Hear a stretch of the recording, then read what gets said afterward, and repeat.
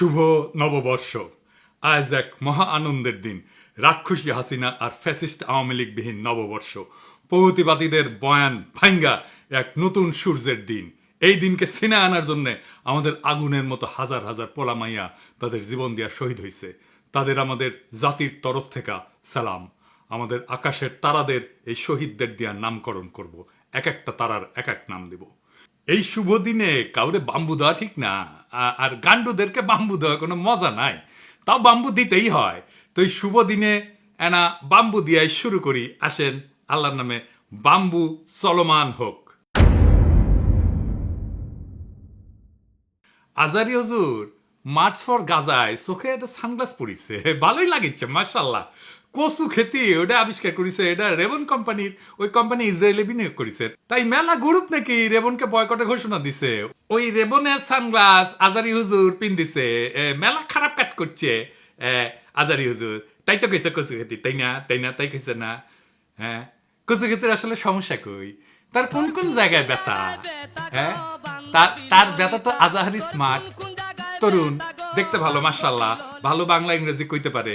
তাই টাটায় বাঙ্গুয়ালিদের তারা দেশ ছাড়া করেছিল, এখন লাগিছে পিছে। কিছুদিন পরপরই পিছে লাগে। ওই যে দুদুও লাগিছিল পিছে, দিছি একটা শান্টিং থেমে গেছে। কিন্তু যে কথাটা কইছে সেটা কি যৌক্তিক কথা? কচু খেতি আমার আগ্রহের বিষয় না, কিন্তু এই ধরনের বিষয়গুলো কিভাবে ডিল করতে হবে সেটা আমাদের বুঝতে হবে। এনে মেলা বিতর্কের বিষয় আছে, এটা একটু খোলাসা করে না বললে আমাদের জন্য বোঝা খুবই মুশকিল। আর এইসব আলোচনা যারা তুলে তারা আসলে কার স্বার্থ রক্ষা করে, আর তাদের এই কুটনামিটা কেন করে সেটা বোঝাটা জরুরি। আসেন আল্লাহর নামে শুরু করি। পণ্য বয়কট বা বিডিএস কি এবং কেন? আপনারা জানেন যে আমি বাংলাদেশে হাসিনা পতনের আগে একটা বেশ সফল বয়কট আন্দোলনে আপনাদের সাথে নিয়ে শুরু করেছিলাম। তাই এই বয়কট আন্দোলন কিভাবে গড়ে তুলতে হয়, কেন গড়ে তুলি, সেটা নিয়ে ব্যাপক পড়াশোনা করতে হয়েছিল। কোন কোন পণ্য বয়কট করবো সেটাও ঠিক করা হয়েছে, অঙ্ক কইসা কিন্তু, আন্দারে কুন্দারে না। আসেন দেখি বয়কট কি, কেন, কিভাবে এটা কাজ করে। বয়কটের উদ্দেশ্য তিনটা। একটা, বিশ্বব্যাপী একটা রাজনৈতিক বার্তা দেওয়া। দুই, ছোট একটা জায়গায় তীব্র আঘাত করা যেন ব্যথা টের পায়। 3 নাম্বার হইতেছে আপনার সমমনাদের ঐক্যবদ্ধ করা। ইন্ডিয়ান পণ্য বয়কটে আমরা ইন্ডিয়ান সব পণ্য কিন্তু বয়কট করি নাই, খুবই সিলেক্টিভ পণ্য বয়কট করেছিলাম, মনে আছে না? প্রথমে করেছিলাম ফাস্ট মুভিং কনজিউমার গুডস, সাবান, শ্যাম্পু, ভোজ্য তেল, টুথপেস্ট, নারকেল তেল ইত্যাদি, যেগুলো ডিপার্টমেন্টাল স্টোরে রেখে থাকে, এমনকি মুদির দোকানেও থাকে, ক্রেতা দেখে কিনতে পারে। এর কারণ ছিল সব মানুষ কেনে, ধনী গরিব সবাই। এইরকম পণ্য আমাদেরকে টার্গেট করতে হবে যেন সবাই এটাতে পার্টিসিপেট করতে পারে। আমাদের প্রত্যেক দিন লাগে এমন পণ্য, এইগুলোই ফাস্ট মুভিং কনজিউমার গুডস। আমরা কেন এটা টার্গেট করেছিলাম বুঝেনি, মাথায় রেখেন, কামে দিবে এই সমস্ত কচু খেতেদের ফাইট দিতে। ফাস্ট মুভিং কনজিউমার গুডস ইন্ডিয়ার ইকোনমির সবচেয়ে গুরুত্বপূর্ণ খাত। এই খাতে ভারতের তৃতীয় চাকরির খাত, প্রায় 30 লাখ লোক কাজ করে এফএমসিজি সেক্টরে। ভারতের জিডিপিতে এই খাতের কন্ট্রিবিউশন হচ্ছে 15 থেকে 16% ছিল যেই সময় আমরা শুরু করেছিলাম। এই খাতের গ্রোথ 10 থেকে 12%। প্রথম অর্থনীতির খাত হচ্ছে সার্ভিস সেক্টরের গ্রোথ হচ্ছে 7 থেকে 8%, এটা ভারতের জিডিপির সমান। দ্বিতীয় অর্থনীতির খাত হচ্ছে ম্যানুফ্যাকচারিং, তার গ্রোথ 4 থেকে 5%, যা জিডিপির গ্রোথের চাইতে কম। তার মানে ইন্ডিয়ান টোটাল জিডিপি গ্রোথে এফএমসিজির ভূমিকা অত্যন্ত ক্রুশিয়াল, সবচেয়ে বেশি গ্রোথ দেয় সে। এই সেক্টরে গ্রোথ জিডিপির গ্রোথের চাইতে বেশি, শুধু বেশি না, 1.5 গুণ। তো এফএমসিজি বয়কটে আমাদের লাভ কি? একমাত্র এফএমসিজি বয়কটে ব্যাপক মানুষকে সম্পৃক্ত করা যায়, এটা লাগে প্রত্যেকদিন কিনতে হয় নিয়মিত। 2 নাম্বার হইতেছে পণ্য চিহ্নিত করা সহজ, কারণ সেটা সেলফে থাকে। 3 নাম্বার, কোনো বাংলাদেশি ব্যবসায়ী ক্ষতিগ্রস্ত হবে না, কারণ এই পণ্য যারা বেচে তারা বাকিতে এনে বেচে, বিক্রি না হলে ফেরত দেওয়ার শর্তেই পণ্য তোলা হয় দোকানে। 4 নাম্বার, বয়কটের প্রভাব ব্যাপক এবং বহুমুখী হবে। ভারতের চাকরির বাজারে একটা নেতিবাচক প্রভাব রাখা যাবে, ভারতের অর্থনীতিকে ধাক্কা দেওয়া যাবে সামান্য হইলেও। 5 নাম্বার, এফএমসিজির বাজার বাংলাদেশি ব্যবসায়ীরা সহজে দখল নিতে পারবে। হয়েছিলও কিন্তু, দেখছিলেন না আমাদের দেশি পণ্যের বেচা বিক্রি বেড়ে গেছিল, দেশীয় শিল্প কর্মসংস্থান উৎসাহিত হবে। 6 নাম্বার, বয়কটের ফল দৃশ্যমান করা যাবে, যেমন শেলফে অবিকৃত পণ্য, দোকান থেকে পণ্য ফেরত দেওয়া, পণ্য বেচার মরিয়া চেষ্টা, অফার, ডিসকাউন্ট, এগুলো দৃশ্যমান হবে। মানুষ তার বয়কটের প্রভাবকে কানেক্ট করতে পারবে। এই জন্যে ইন্ডিয়ানরা আমাদের এসে বলতো ওই সময়, এটা বয়কট করো, ওইটা বয়কট করো, রেলের বডি বয়কট করো, ইন্ডিয়ান বাস বয়কট করো, ট্রাক বয়কট করো, ইলেকট্রিসিটি বয়কট করো, ইন্ডিয়ান ইলেকট্রিসিটি। মানে ভাবখানা এমন, আমরা সবাই সকাল সন্ধ্যা ইন্ডিয়ান বাস ট্রাক কিনি, বা ইন্ডিয়ান ট্রেল আমি আমার ডিপার্টমেন্টাল স্টোর থেকে কিনে আনিছি। যাই হোক, এই অমুকটা কেন বয়কট করলো না, অমুকটা কেন বয়কট করলো না, এগুলো যারা বলে এরা হইতেছে যারা ক্ষতিগ্রস্ত হচ্ছে তাদের লোক। আমরা দেখবো যে রেবন কোম্পানি আসলে বয়কটের লিস্টে আছে কিনা। এবং এই ইন্ডিয়ানরা যে অ্যাটিটিউড করেছে, কচুক্ষেতি একই অ্যাটিটিউড করেছে, কারণ ওর লাগিছে। ওই তো ইসরায়েলি পত্রিকায় লেখে, তো নিজে লেখে, হারেজ বলে পত্রিকাত লেখে ওই, হ্যাঁ, ইসরায়েলের পত্রিকা, ওটার সমস্যা নাই। রেবান এটা ইসরায়েলি কিনা কোম্পানি কিনা সেটা ঠিকই নাই, এটা বয়কটের লিস্টে আছে কিনা সেটা ঠিকই নাই, তাও ওই লাগিছে। তো রেবান কোম্পানি কি ইসরায়েলি কোম্পানি? না, রেবান কোম্পানি কোনো ইসরায়েলি কোম্পানি না। রেবান এটা প্রতিষ্ঠিত হয় 1937 সালে আমেরিকায়, নিউ ইয়র্কের রচেস্টার শহরে বাউশ অ্যান্ড লম্ব এই নামে একটা আমেরিকান কোম্পানি এটা প্রতিষ্ঠা করে। এই ব্র্যান্ডটা মূলত আমেরিকান বিমান বাহিনীর পাইলটদের জন্য তৈরি, অ্যাভিয়েটার বলে, অ্যাভিয়েটার সানগ্লাস, খুবই জনপ্রিয়তা পায়। জিয়া পড়তো, বাইডেন পড়তো। 1999 সালে বাউশ অ্যান্ড লম্ব রেবান বিক্রি করে দেয় ইতালির লাক্সোটিকা গ্রুপকে। এসসিলর লেক্সোটিকা কোম্পানি, এটা একটা Franco Italian multinational company, head office হচ্ছে ইতালির মিলান শহরে। তাই আপনি যদি কোন দেশের কোম্পানি এটা বলতেছেন, তাহলে রেবনকে ইতালিয়ান কোম্পানি হিসেবে বিবেচনা করতে হবে। এবং মালিক এসসিলর লেক্সোটিকা। রেবন সানগ্লাস কই তৈরি হয়? মূলত ইতালি এবং চীনে তৈরি হয়। তার মানে রেবনের উৎপত্তি আমেরিকা হইলেও এখন এটা ফ্রেঞ্চ ইতালিয়ান কোম্পানি মালিকানা দেয়, এবং এর সাথে ইসরায়েলের কোনো সম্পর্ক নাই। তাহলে কচুক্ষেতি বিনিয়োগের কথা কেন আনলো? কারণ হচ্ছে নুয়ান্স হেয়ারিং বলে একটা কোম্পানি ছিল, ইসরায়েলি স্টার্ট আপ কোম্পানি, মানে যেগুলো শুরু করে কিন্তু বড় হইতে পারে না, ছোট কোম্পানি হিসেবে শুরু করে, কিন্তু তাদের টেকনোলজি ভালো, প্রোডাক্টও ভালো, কিন্তু তাদের এত ছোট কোম্পানি যে বড় স্কেলে যাইতে পারে না, এগুলোকে বলে স্টার্ট আপ। পরে এটা বড় কোম্পানির কাছে বিক্রি করে দেয় আর কি, এভাবেই চলে আর কি। ওরা এই যে হেয়ারিং এর টেকনোলজি নিয়ে কাজ করে, মানে যারা কানে কম শোনে, তারা কানের যন্ত্র লাগে না, সেটা নিয়ে কাজ করে। এই কোম্পানিকে 2022 সালে অধিগ্রহণ করে, মানে কিনে নেয় এসিলর লেক্সোটিকা, যারা রেবন ব্র্যান্ডের মালিক। তো ইসরায়েল স্টার্ট আপগুলো সারা দুনিয়ার জন্য আকর্ষণীয়। কেন এটা একটু বুঝে নি, এটাও একটা ইন্টারেস্টিং জিনিস। তাহলে বিশ্ব বাণিজ্যের আমরা একটা বড় বিষয় নিয়ে জানতে পারবো। ইসরায়েলি স্টার্ট আপগুলোর এত চাহিদার পিছনে কিছু নির্দিষ্ট কারণ আছে, যা তাদের বিশ্বব্যাপী প্রযুক্তি বাজারে একটা শক্তিশালী অবস্থানে নিয়ে আসছে। এর কারণ হচ্ছে উন্নত প্রযুক্তি এবং উদ্ভাবন ক্ষমতা। ইসরায়েলকে অনেক সময় বলা হয় স্টার্ট আপ নেশন, কারণ তারা কৃত্রিম বুদ্ধিমত্তা, সাইবার নিরাপত্তা, মেডিকেল টেকনোলজি, এগ্রোটেক এবং মিলিটারি টেকনোলজিতে দারুণ উন্নত। অনেক উদ্ভাবন প্রথম শুরু হয় ইসরায়েলি সেনাবাহিনীর গোয়েন্দা ইউনিট, বিশেষ করে ইউনিট 8200, এইটা থেকে অনেক দক্ষ প্রকৌশলী এবং উদ্যোক্তা বেড়ায় আসে, যারা পরে উচ্চমানের প্রযুক্তি স্টার্ট আপ গড়ে তোলে ইসরায়েলে। এবং ইসরায়েলে বিনিয়োগ বান্ধব পরিবেশ আছে। ইসরায়েলের রিসার্চ অ্যান্ড ডেভেলপমেন্ট বড় অঙ্কে সরকারি বিনিয়োগ পায়, পাশাপাশি বিদেশি বিনিয়োগকারীরাও ইসরায়েলি প্রযুক্তিতে আগ্রহী হয়। এতে করে স্টার্ট আপ দ্রুত বৃদ্ধি পায়। ইসরায়েলের আভ্যন্তরীণ বাজার ছোট হয়, তারা শুরু থেকেই আন্তর্জাতিক বাজারকে টার্গেট করে পণ্য তৈরি করে, ফলে আন্তর্জাতিক কোম্পানিগুলোর কাছে এই সমস্ত প্রযুক্তি অত্যন্ত আকর্ষণীয় মনে হয়। এই একই সুবিধা পাইছিল সুইস ফার্মা কোম্পানিগুলো সুইজারল্যান্ডে। নিজেদের বাজার এত ছোট যে সার্ভাইভ করার জন্য তাদের গ্লোবাল হয়ে উঠতে হয়েছিল। ছোট একটা দেশ, কিন্তু দেখেন কত বড় বড় ফার্মা কোম্পানি এই দেশের, নোভার্টিস, রস, ভাইফো, খুব বড় কোম্পানি। কিন্তু কচুকের জাল যে ওর অফিস ছিল জেরুজালেমে, কয়েক মাস আগেও তো বন্ধ করে দিছে। তো জেরুজালেমে অফিস ছিল কি জন্যে? ওই আল জাজিরা ছেড়ে দিবে। ওইখানে তো তাহলে বিনিয়োগ করছে আল জাজিরা, তাই না? ইসরায়েলে বিনিয়োগ করছে না, একটা অফিস করা মানে তো বিনিয়োগ করা।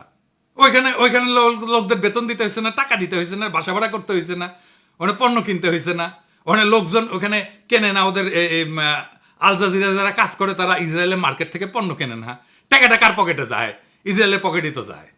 একটা ইসরায়েলি স্টার্ট আপকে কিনে নেওয়ার জন্য যদি রেবনের সানগ্লাস পরা না যায়, তাহলে Google, Intel, Microsoft, Facebook, WhatsApp কিছুই তো ইউজ করা উচিত না, কারণ এরা একবার না বহুবার ইসরায়েলি কোম্পানি কিনছে। ছোট একটা উদাহরণ দিই, সার্ভিস ফ্রেন্ড এই নামে ইসরায়েল কোম্পানিকে ফেসবুক 2019 সালে কিনে নেয়। সার্ভিস ফ্রেন্ড হচ্ছে একটা এআই ভিত্তিক স্টার্ট আপ, যারা চ্যাটবট এবং ভার্চুয়াল অ্যাসিস্ট্যান্ট প্রযুক্তিতে বিশেষজ্ঞ। ফেসবুক এই কোম্পানিতে হোয়াটসঅ্যাপ বিজনেসের সাথে কানেক্ট করে এবং মেসেঞ্জারের সাথে। আপনি মেসেঞ্জারে যে মেসেজটা দেন ওইটা এই কোম্পানির টেকনোলজি ইউজ করে তৈরি করা। হোয়াটসঅ্যাপে যে মেসেজটা দেন অটোমেটেড রেসপন্স হয় যেটা, সেটাও এই কোম্পানির টেকনোলজি ইউজ করে, সার্ভিস ব্র্যান্ডের টেকনোলজি ইউজ করে। তো তাইলে গুগল ব্যবহার বন্ধ করে দিতে হয়, হোয়াটসঅ্যাপ ব্যবহার বন্ধ করে দিতে হয়, ফেসবুকের মেসেঞ্জার ব্যবহার বন্ধ করে দিতে হয়, তাই না? আর রেবন কোম্পানিকে বয়কটের কথা কে কইছে? বিডিএস যেটা বয়কটের মুভমেন্ট, ফিলিস্তিনির সাপোর্টে যে বয়কট মুভমেন্ট, সেটার একটা ওয়েবসাইট আছে, আমরা একটু পরে দেখবো। ওইখানে এই কোম্পানির কোনো উল্লেখ নাই। কিন্তু সারা দুনিয়ার তো নানা চান্দাবাজ আছে কচু খেতির মতো, এরকম একটা ওয়েবসাইট বানায় বলে তোমার নাম ঢুকে দিব, তোমার নাম ঢুকে দিব, না দিলে গেলে না, আমার টাকা দাও, তোমার নাম তাছাড়া ঢুকে দিব, এই করে এই সমস্ত ঝামেলাগুলো করে। তাই সত্যিকার অর্থে এটা বয়কটের পণ্য কিনা সেটা আপনি বিডিএস এর সাইটে যেয়ে দেখবেন। যদি দেখেন বিডিএস এর পণ্য, তাইলে আপনি বয়কট করেন। আরেক কথা না বললেই না, দাবি করে সে বিএনপি করে। এই আমারে আর ইলিয়াসরে কয় মব মাস্টার, দেখেছেন, আর আমারে বয়কট করতে বলে। হুই কচুগেতির ইজ অফ ডুইং বিজনেস নিয়ে কপি পেস্ট করে জ্ঞান ফলাইছিল। ওই কপি পেস্টই করতে পারে, তার চেয়ে বেশি কিছু না। গুগলও ঠিক মতো করবে পারে না। তারপরে মেলা সার্চ করে এই পোস্ট করিছে, দেখানোই লাগিচ্ছে যে বদমাইশিগুলো কেমন। অনেকে কয় এগুলো আপনি কন কেন, কিন্তু হয়তো অনেকে কনফিউজ হয়ে যায়। দেখেন কইতেছে আমার কোম্পানি লরিয়েল ইসরায়েলের মতদাতা, আবার কেউ কেউ আগ বাড়ায় কয় লরিয়েল ইসরায়েলি কোম্পানি, কেউ কছে শুনিছে আশা কয়ে দিছে আমার কমেন্ট বক্সে, না যে গুগল করে দেখবি, তাও কিন্তু দেখে না। তো উই কি দিছে, একটা স্ক্রিনশট দিছে, কইছে লরিয়েল নাকি ওয়ান ফ্রেন্ড অফ ইসরায়েল, দিছে একটা স্ক্রিনশট দিছে। গুগল করে পেছে আর কি, তুই সার্চ করবি, সেটুকু ওর এনার্জি নাই। দেখিছেন না কেমন মোটা হয়েছে, কেমন চর্বি থল করে সে গোটা শরীরের। তো এডিটর সাহেব ওই সাইটে যান, দেখি তো ফ্রেন্ড, ওয়ার্ম ফ্রেন্ড দেখি না, দেখিছেন ওরা প্রমাণও দিছে, দেখেছেন এই যে লরিয়েল আসলে warm friend of Israel, proof একটা বাটন দিচ্ছে। এডিটর সাহেব দেখছেন, আচ্ছা এডিটর সাহেব বাটন একটা প্রেস করেন না, দেখি কি প্রুফ দেখায়। দেখেছেন কোনো প্রুফ নাই, দেখেছেন? হ্যাঁ, ফিলিস্তিনের সাপোর্টে যে বয়কট মুভমেন্ট, সেটা একটা লিস্ট আছে এই সাইটে, এটি আছে নাম লরিয়েলের, দেখেন, নিজেই দেখেন। ওই আবার করছে কমেন্ট বক্সে, দেখেন বিডিএস এর নাম শুনিস তো, দেখেন ও নিজে শুনিছে, অক্সিগান ও নিজে শুনিছে, জিন্দগিতে শুনে নাই। এইভাবে দিনের পর দিন কয়টা ইরিটেট করে যাইতেছে দুনিয়ার মূর্খ। আর এখন বিএনপি জুতিছে সব। ও তো ওই গুগল ইউজ করে না, ওর বাসায় প্রিন্টার আছে না, এটা সব দেখেন না বিডিএস এর লিস্টে গুগল আছে কিনা। ওর বাসায় প্রিন্টার আছে না, এইচপি দেখেন না, আছে অবশ্যই। ডেলের কম্পিউটার আছে, দেখেন, সেটা আবার ইন্টেলের প্রসেসর আছে না, দেখেছেন? এডিটর সাহেব দেখান তো এটা ইন্টেল আছে কিনা বয়কট লিস্টে। থাকবেই। এয়ারবিএনবি ইউজ করিছে না অন্তত একবার জীবনে। শালা ওই হ্যাগেস হচ্ছে না, দেখতে আসছে আমি পেদা গঙ্গা জল নিচ্ছি নাকি। শালা তোর পাশার যে গু আছে সেটা পরিষ্কার কর। আমি পেদা গঙ্গা জল নিছি কিনা সেটা দেখা লাগবি না, কারণ পেদা গঙ্গা জল নেওয়া লাগে না, হ্যাগেস শোষা লাগে, তুই সেটা করছিস। আচ্ছা ধরা যাক যে আমি এমন একটা কোম্পানিতে কাজ করি যা বয়কটের অধীনে ওই লিস্টে আছে, তাহলে কি করব? যখন ভারতীয় পণ্য বয়কট চলতেছে, তখন আমরা এসে একজন কইল যে দাদা আমি প্যারাসুট কোম্পানিতে কাজ করি, আমি কি করব? আমি কইলাম মন দিয়ে কাজ করবেন, বেতন নেবেন, আর ওই বেতন দিয়ে জুই নারিকেল তেল কিনবেন। আমরা পণ্য বয়কট করেছি, প্যারাসুটের চাকরি তো বয়কট করি নাই, তাই না? এখন আপনারাই বলেন, দেখলেন তো গুগল তো এই বয়কটের কোম্পানিতে আছে, ইন্টেল আছে, আমাজন আছে, এইচপি আছে, কে নাই? কোন বড় কোম্পানি নাই? তো আমরা গুগলে যারা বাংলাদেশে কাজ করে তাদের গুগলের চাকরি ছেড়ে দিতে বলবো, নাকি বলে দেওয়া উচিত আমরা গুগল ব্যবহার বন্ধ করে দিব, জিমেল ব্যবহার বন্ধ করে দিব, নাকি করা উচিত গুগল ড্রাইভ ব্যবহার বন্ধ করে দিব, গুগলের সব সার্ভিস বন্ধ করে দিব? তাইলে তো যুক্তি অনুযায়ী যেহেতু গুগল ওই লিস্টে আছে, তাইলে তো গুগলে যারা চাকরি করে, আমাজনে যারা চাকরি করে, এইচপিতে যারা চাকরি করে, ইন্টেলে যারা চাকরি করে, তাদের আগে চাকরি ছাড়তে বলা উচিত হিসাব মতো, ঠিক কিনা? আমার কোম্পানির নাম তো এই লিস্টে নাই। যেহেতু বিএনপির সমালোচনা করি, তাই আমার যেভাবে পারে ক্ষতি করা লাগবে। আওয়ামী লীগরাও এত খাইস্টা ছিল না, মানে এই যে নিঝুম মজুমদার, অমি পিয়াল, এরা far better as human being. দেখেন ওরা অনেক ফাজলামি করেছে, কিন্তু পলিটিক্যাল সে ফাজলামি, কিন্তু কখনো আমাকে পেটে লাথি মারা যায় কিভাবে সে ধান্দা করে নাই। আরে ভাই আমি তো ইয়া ভাবেছি না, চান্দাবাজিও করি না, একটা ডিসেন্ট পেশায় আছি। আমার লরিয়ালের চাকরি না থাকলে এই এসে কইতো যে আমি কিছু করতে পারি না, ইউটিউব বানায়, পেট চালায়, সেটাও অসম্মানের কাজ না। ইউটিউব বানায়, পেট চালানো অসম্মানের কাজ না, কিন্তু বিরোধীদের জায়গা তো ধরতে হবে পলিটিক্যাল, এসব নিয়ে না। তার দাদা তুই যে এনওয়াইপিডিতে কাজ করিস, লিঙ্কডিনে ট্যাঙায় রাখছু, খুব গর্ব নিয়া ট্রাফিক কন্ট্রোলে কাজ করিস। এনওয়াইপিডি তো ইসরায়েলে ট্রেনিং নিতে যায়, এনওয়াইপিডির সাথে তো ইসরায়েলের কন্ট্রাক্ট আছে, ট্রেনিং এর কন্ট্রাক্ট আছে, কোঅপারেশনের কন্ট্রাক্ট আছে। এমএনএসটিও বলছে যে বারবার এনআইপিডি ট্রেনিং করতে যায়, লজ্জা লাগে না ওই কোম্পানিতে, ওই প্রতিষ্ঠানে কাজ করতে? 2 দশক ধরে ইসরায়েলের সাথে পুলিশ কোঅপারেশন করছে, আমেরিকার এনআইপিডি। তো তুই সার আগে এটা একদম বয়কট ঢুকে দেবো শুয়ারের বাচ্চা। আজকে যে এই নতুন লড়াই শুরু হয়েছে না, এটা ফেসবুক পোস্টের লাইক কমেন্টের খেলা না, এটা একটা তপ্ত যুদ্ধক্ষেত্র হয়ে উঠছে, যেখানে সত্যের পাশে দাঁড়ানো মানে নিজের পিঠে আগুন নিয়ে নামা। আজ যখন কচু খেতিরা আর প্রগতিশীল এই বিএনপিরা গল্লিক মুখে নিয়া মুখোশ পইরা বিভ্রান্তি ছড়ায়, তখন আমাদের হাতে চাই তথ্যের তলোয়ার, যুক্তির কামান। বয়কট যদি অস্ত্র হয়, তবে সেটা চালাইতে হবে মগজ ঠান্ডা রেখে, হৃদয় গরম কইরা। এই নববর্ষে আমরা শুধু আনন্দ করতেছি না, আমরা পুরনো দাসত্বের শৃঙ্খল ভাঙতেছি। এই সূর্য, এই আলো, এই শহীদের রক্তে কেনা।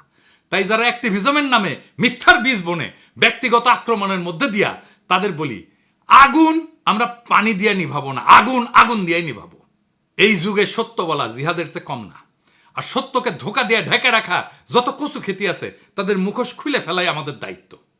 বয়কট মানে আবেগে ভেসে যাওয়া না, বয়কট হইতেছে হিসেবে কষা ঘায়েল করার অস্ত্র। আজ যারা তথ্যের বদলে ট্রল ছুড়ে মারে, একবার আজাহারিকে একবার পিনাকিরে, তারা ফিলিস্তিনের শত্রু, তারা ইসরায়েলের বন্ধু। মনে রাখবেন, বিপ্লব আবেগ দিয়ে যেতে যায় না, যেতে ডেটা কৌশল আর দৃঢ়চেতা মানুষ দিয়া। আগুন যখন জ্বালাইছি, পুরাই ফেলবো মিথ্যার প্রাসাদ, সে কচু খেতেই হোক আর প্রগতিশীল বিএনপিরই হোক। ইনকিলাব জিন্দাবাদ।